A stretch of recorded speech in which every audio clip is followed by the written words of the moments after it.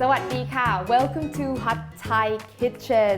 Today I am in Bangkok, Thailand, and I'm going to do a recipe that's been requested of me many times, and that is pomelo salad or yum Som-O. Yum is the type of Thai salad, and Som-O is pomelo. Now, I didn't want to do this recipe while I was in Canada because the pomelos there, I mean, they're never good. I've never had a good pomelo in Canada. So I waited until I am here so I can make sure I have a good one for the salad. So let's get started. The first obstacle is, of course, to peel the pomelo. Now, just a little disclaimer, I rarely do this because I rarely get pomelos in Canada. And when I'm here, I tend to just get, the ones where they peel it for you. So please excuse my lack of proficiency on this. But first thing you want to do is cut off the top just to get not too deep. You don't want to cut into the meat. And now you want to just create incisions all along from the top to the bottom. Oh, it smells so good. Now you certainly can just hack the whole thing and just use a knife and slice off the skin, but this method will ensure that you don't lose any meat at all, that you don't touch any of the meat. I'm gonna just take a little paring knife and score this part, and I'm gonna push off the peel, and it should come off relatively easily, just like that, right? Look how thick this is, and people actually candy the pomelo skin as well. See that? Then I don't lose any pomelo flesh. And it just started raining. Yes, it's been raining a lot in Bangkok. There's actually been some flooding, and we're in June right now.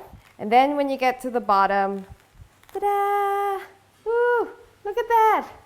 So now you still have some work to do. There's still quite a bit of the fluffy stuff, the pith left. So the anatomy of a pomelo is exactly the same as that of an orange, except everything is bigger and thicker.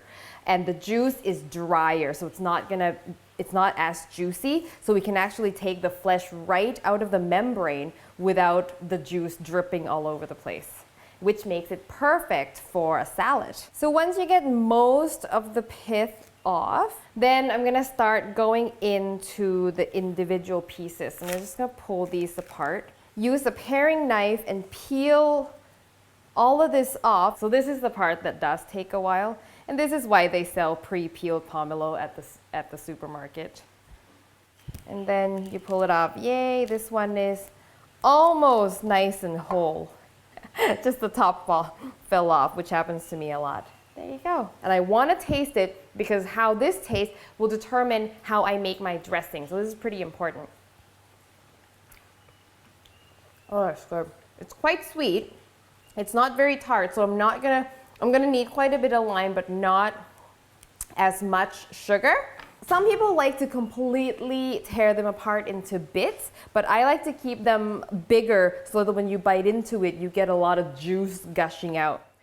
So now I gotta get my other salad ingredients ready, starting with my roasted peanuts that my grandmother so lovingly roasted for me. And look how small they are. These are Thai peanuts, tiny and so full of flavor. I'm just gonna crush them, just so they're broken a little bit. They don't need to be ground or anything, or they could be, it's kind of up to you. I'm just gonna pour it back into its bowl, and it is really coming down outside. Okay, some chilies going in, then I'm gonna pound until it's fine. And I always like to pound my chilies in the salad because I don't want pieces, which then could be really painful, right? When it's nicely ground up into a paste, it's evenly distributed. Then I'm gonna add my palm sugar, which I have chopped, and I wanna pound that right in here to make sure it dissolves. Now that that's mixed together, I'm gonna go in with my lime juice. And I just wanna show you these Thai limes are really small. Look at them, it's like the size of a ping pong ball, even smaller. Now I tasted my pomelo and I think it's not very tart at all. I'm gonna add just a little bit more lime juice than what I had prepared. And then some fish sauce. And here at the Dongjitnan household, we are using Razor Clam brand fish sauce, but it does not contain razor clams, just like my squid brand fish sauce does not contain any squid. Okay, so that's the dressing pretty much. I'm gonna pour that into my mixing bowl. I have one more thing to do before we toss everything together. I need to blitz my dried shrimp. So I've got some dried shrimp right here. If you want to make this vegetarian, you don't want to add any meat, you can just leave it out and just use soy sauce instead of fish sauce or even salt. So I've got some dried shrimp here. It's going to add some nice umami. You can use a coffee grinder, anything you'd use for dry stuff. Ow, that's really loud. That's it. It's like shrimp snow globe. Now, it gets really easy from this point onwards. You're just throwing stuff in and tossing everything together. I've got the roasted peanuts that we pounded. I've also got, this is super, super important, some roasted shredded coconut. So this shredded coconut, you can just start out with the dry shredded one. Since we're here in Thailand, we have the fresh coconut, so my grandmother grated this and just roast it in a pan. You can just stick it in the oven, but you want to get the color really dark. So none of that light golden brown stuff. You want to develop a really deep, deep nutty flavor. Don't worry about it tasting burnt, it won't, okay? So I'm going to add that in. I like a lot of that. Now, my pomelo flesh is going in, and some pomelo is not this color. Some pomelo is pink or sort of a tinge of orange, and you can definitely mix the two colors and get something even prettier. I need some herbs. Oh, but that looks so good already. I should say too that there are many different types of pomelo salad. So this is not the only variation. So if you've had it somewhere else and maybe it had coconut milk in it, maybe it didn't have the peanuts in it, you know, there are different ways of doing this. This is just the one that I really like. Now I'm going to add to this some fresh herbs, some shallots, thinly sliced, and some thinly sliced lemongrass. Now this lemongrass comes from our garden. They're so small because, you know, when you homegrown something, it's not as big. Lemongrass in Canada are the biggest ones I've ever seen anywhere. I was kind of shocked when I first saw them.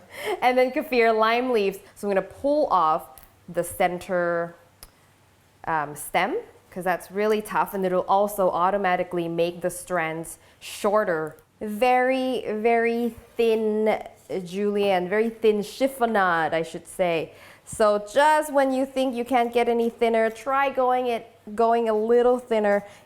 You will thank yourself for the effort, because then if you get big pieces, it's not nice. It gets all in your teeth and you can't really chew it. Even I'm not the best at this. Woohoo! And that's gonna be our greenery. Oh, I got a big piece in there. I've got here some mint and cilantro, both from the garden. Look at this tiny little baby cilantro. This is all we have right now, so we kind of have to make do. You don't have to do cilantro, you can do just mint. Now mint is the absolute hardest herb to grow in our garden, which I find really interesting because in Canada, you almost can't stop them from growing. They're just bushes upon bushes of mint that just grows like crazy. Oh, hello, a little friend. That's what happens when you use organic herbs from the garden. Very pretty, look at that. So you can serve the salad as is, or you can have them with these wild beetle leaves. And I have to correct myself. Last time when I made my Mian Kham episode, I referred to these as just beetle leaves, but they're actually wild beetle leaves, and they are two different things. And one is, you know, sort of a vegetable. The other one is a little bit like a drug. So don't get the two of them confused. And it has a nice earthy flavor. And I just like to have the salad with the leaves. You can wrap it. Some people will chop it in. I like to just line my serving plate with it and then serve some extra on the side so that if people want to wrap their salad in the beetle leaves, they can just take a bit, tear it up, make a little bite. Yay! Look how pretty that is. And that's it, so easy. Oh, the toasty aroma of the coconut just totally makes this dish. Oh, so good. Such an explosion of flavor. It's toasty, there's so much texture going on with all the peanuts and the coconut. Spicy, the perfect balance of sweet, salty, sour. Again, I will give you amounts for the dressing, but you have to work with your fruit, okay? You have to taste and adjust and really make this your own. work with Mother Nature. So I hope you enjoyed that recipe. If you can't get pomelo where you are, grapefruit does work as well. It's a little more juicy and you will have to work with it, but it's also a nice salad fruit that you can use in sort of this application. And if you're in Thailand, definitely check out our pomelo, some of the best in the world. So the recipe, as always, will be on hapthaikitchen.com. When you make it, send me a photo on Facebook, Twitter, or Instagram. If you haven't subscribed to the show, please do so you'll never miss an episode, and I will see you next time for your next delicious Thai meal.